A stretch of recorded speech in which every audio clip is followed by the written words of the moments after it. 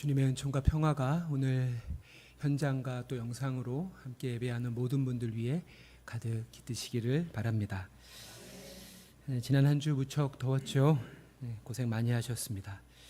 하지만 더욱 걱정인 것은 아직 7월이 중순도 채 되지 않았다는 사실인데요. 기후변화를 넘어서 기후위기, 기후재앙이라는 말이 실감이 납니다. 비단 에어컨과 아이스 아메리카노로 이 더위를 견디는 것만이 능사는 아닌 것 같습니다. 이제라도 녹색 그리스도인으로서 구체적인 실천을 시작해야 할 때입니다. 특별히 이제 시작되는 여름 휴가철, 교회 게시판과 단톡방에 공유한 생태 휴가 10계명을 확인하셔서 우리들의 쉼이 자연과 무생명에게도 안식과 회복의 시간이 되기를 바랍니다. 오늘은 성찬 예배이면서 또 예배 설교 후에 어린이부 기금 전달식도 있는 만큼 평소보다 조금 짧게 말씀을 나누도록 하겠습니다. 어느 안식일 오후 주님과 제자들이 무르익은 밀밭 사이를 지나고 있었습니다.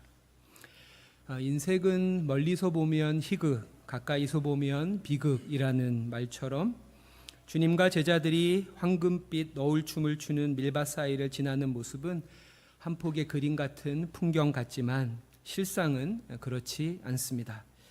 뭇 백성에게 참된 안식을 주시기 위해 갈릴리 여러 고을들을 옮겨 다니시며 하나님 나라 복음을 전파하시고 병든 자, 귀신 들린 자를 치유하느라 주님과 사도들은 쉴 틈이 없었습니다. 또한 주님의 소문을 듣고 멀리서 찾아온 무리들의 간청을 거절할 수 없어서 식사할 겨를조차 없었을 것입니다.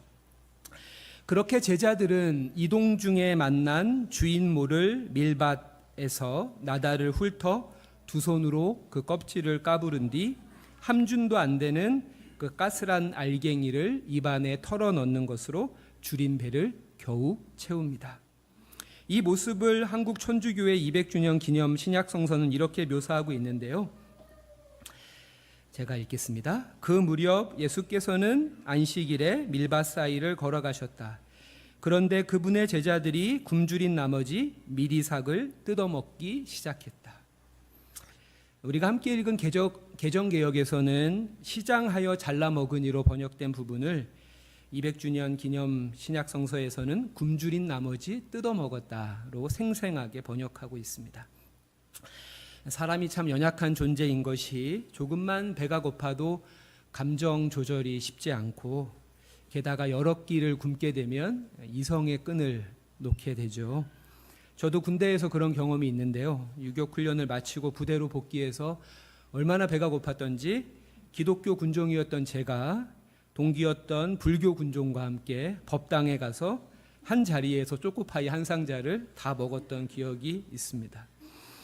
이처럼 굶주림 앞에서는 체면이나 교양, 주변의 시선 따위는 아랑곳하지 않게 됩니다. 제자들의 상태가 딱 그랬던 것 같습니다. 유대인의 시간은 안식일을 중심으로 돌아가기에 이날이 안식일인 것을 제자들이 몰랐을 리가 없고 또 안식일에 추수와 탈곡을 금지한 미시나 조항 역시 유대인이라면 익히 알고 있었을 테인데 제자들이 지금 추수하고 탈곡한 것은 이날이 안식일인 것을 기억하지 못할 정도로 배가 고팠다는 말이 되죠. 말씀을 준비하는 동안에 40도에 육박하는 폭염 경보 속에서도 태양볕 아래서 일하시는 분들이 유난히 많이 눈에 보였습니다. 하필 이런 시기에 지난주에 이어 이번 주까지 교회 앞에서는 하수도관 정비 사업을 했는데요.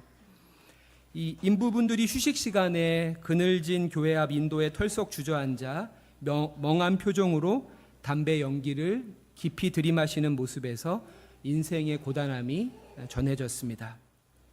자녀와 가족의 안락한 삶을 위해 제 한 몸 부서져라 일하는 것이죠.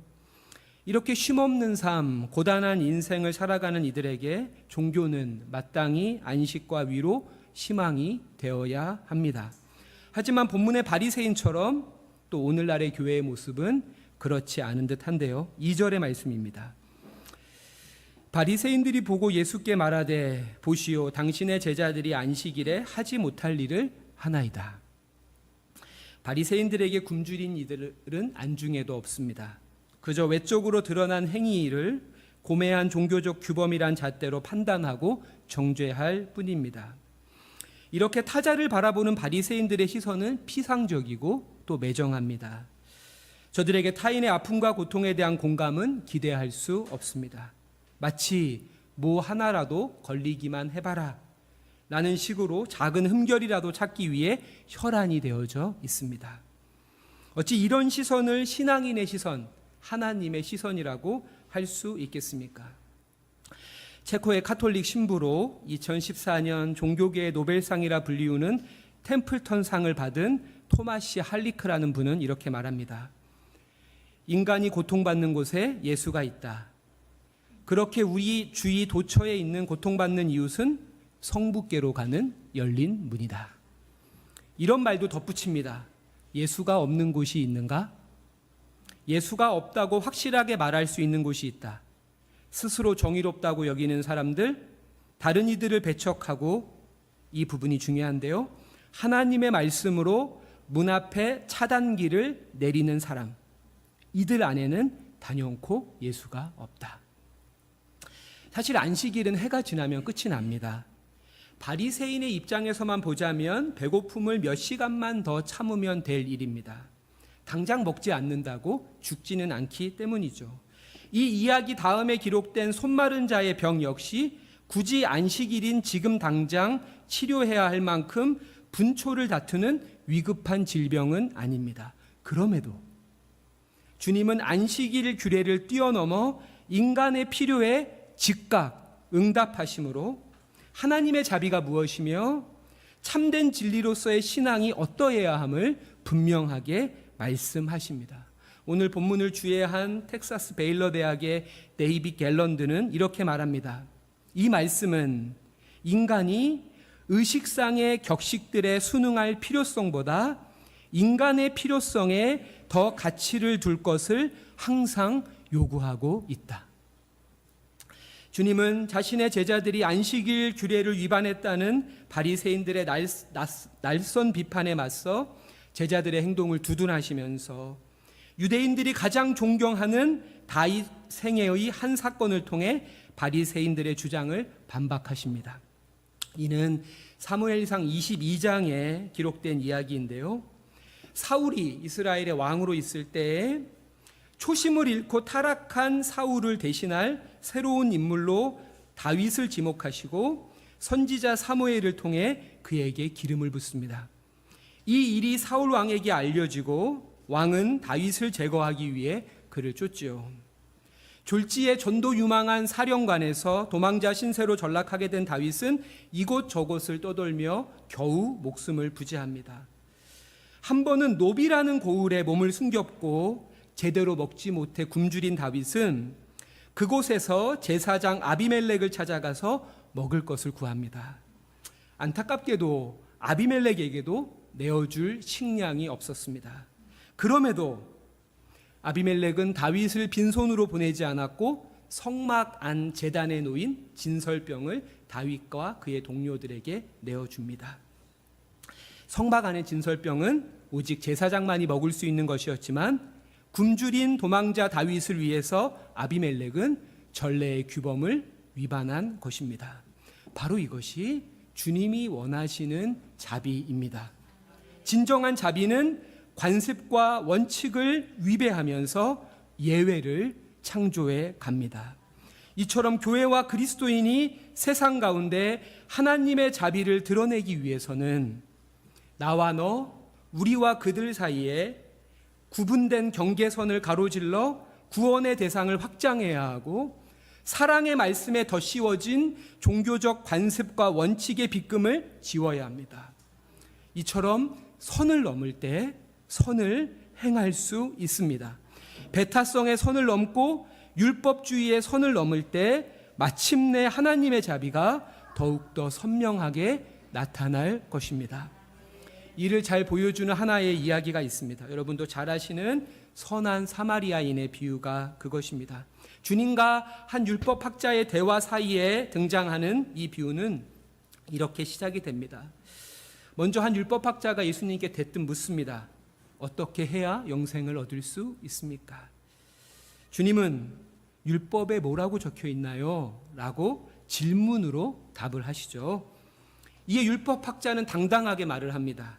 내 마음을 다하며 목숨을 다하며 힘을 다하며 뜻을 다하여 주 너의 하나님을 사랑하고 또한 내 이웃을 내 자신같이 사랑하는 것입니다. 주님은 율법학자의 말에 옳습니다 라고 답하시면서 한 말씀을 덧붙이죠. 죄송한데 헬라어로 하면 투토포이에요, 영어로 하면 do this, 그대로 사십시오. 그대로 사십시오. 율법학자 역시 여기서 물러나지 않고 한 질문을 보탭니다. 누가 내 이웃입니까? 누구까지 사랑해야 합니까? 라고 묻죠. 이 질문에 대해서 주님께서 비유로 답하시는 것이 선한 사마리아인의 비유입니다. 한 유대인이 예루살렘에서 여리고로 내려가던 길에 강도를 만납니다. 강도는 그의 옷을 벗기고 심하게 매질해서 그를 반쯤 죽여 놓았습니다. 이렇게 이 사람은 누군가의 긴급한 도움 없이는 오늘을 넘기지 못할 것입니다. 때마침 한 제사장이 그 길을 지나갑니다. 그는 그가 죽어가는 것을 분명 보았지만 뒷걸음질 치며 피해가죠. 곧이어 경건한 레위인 역시 제사장과 마찬가지로 본체 만체 그를 외면합니다. 그렇게 절망적인 정적이 이어집니다. 희망의 불꽃이 꺼져가는 그때 한 사람이 그 길을 지나갑니다. 근데 하필이면 사마리아인입니다. 유대인과 사마리아인은 철천지 원수지간입니다. 동족이면서 존경받는 종교인들도 이를 외면했는데 하물며 사마리아인은 오죽할까요? 여기서 이 이야기에 반전이 있죠. 이 사마리아인은 죽어가는 유대인에게 망설임 없이 다가가 자신이 갖고 있는 값비싼 기름과 포도주로 그 상처를 응급 처방한 뒤에 자신의 나귀에 그를 태우고 한참을 걸어가 당도한 주막에 그를 눕히고 밤새 그를 돌봐줍니다. 그렇게 밤을 꼬박 세운 그는 이튿날 길을 떠나면서도 그 주막의 주인에게 넉넉히 비용을 지불하면서 이 사람을 부탁하죠. 심지어 비용이 더 들면 돌아와서 내가 갚을 테니 약품과 식량을 아끼지 말아달라고 부탁합니다. 이렇게 비유는 끝이 나고 주님이 율법학자에게 되묻습니다. 이 세 사람 중에 제사장, 레위인, 사마리아인 중에 누가 강도 만난 자의 이웃이 되어 주었느냐? 율법학자는 차마 사마리아인이라고 답하지 못하고 작은 소리로 자비를 베푼 자입니다 라고 말을 하죠. 그리고 주님은 다시 한번 그에게 말씀하십니다. Do this, 그대로 살아라. 이 비유를 통해 우리는 경계를 뛰어넘는 자비, 한계를 두지 않고 아낌없이 내어주는 사랑을 보게 됩니다. 또한 제도적 종교의 고질적인 위선을 보게 되고 동시에 믿음에서 제의적인 실천보다 이웃사랑의 책임이 우선함도 다시 한번 깨닫게 됩니다. 더 나아가 반복되는 주님의 답변 Do this, 그대로 사십시오를 기억해야 합니다. 우리는 주님의 뜻이 무엇인지 잘 알고 있습니다. 하지만 그대로 사는 것은 아니죠. 암과 삶의 거리가 멀기만 합니다. 그래도 성도 여러분, 실망하지 마십시오. 이것은 우리만의 고민이 아닙니다. 고 김수환 추기경이 2003년에 고 최인호 작가와 나눈 신년대담에서 이런 말을 남겼다고 하죠. 이 세상에서 가장 어렵고도 긴 여행이 뭔지 아십니까? 바로 머리에서 가슴으로 가는 여행이죠. 나 역시 70년째 이 여행을 하고 있지만 아직 도착하기엔 멀었습니다. 말씀을 마무리하겠습니다.